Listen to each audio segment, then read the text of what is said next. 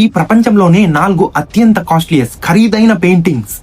Number 4, నువ్వు నన్ను ఎప్పుడు పెళ్లి చేసుకుంటావు? తప్పుగా అనుకోద్దండి, ఈ పెయింటింగ్ పేరే అదనమాట, when will you marry me.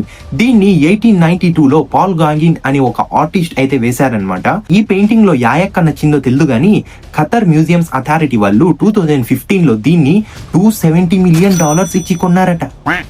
Number 3, ఇస్పెటాకుల ఆటగాళ్ళు. అంటే ఈ పెయింటింగ్ పేరు ద కార్డ్ ప్లేయర్స్ అన్నమాట.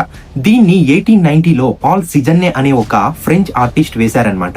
ఈ ఆటగాళ్లలో ఏ ఆటగాడు నచ్చాడో తెలియదు గానీ ఖతర్ కి చెందిన ఒక రాయల్ ఫ్యామిలీ ఈ పెయింటింగ్ ను 2011లో $250 మిలియన్ ఇచ్చి కొన్నారనమాట.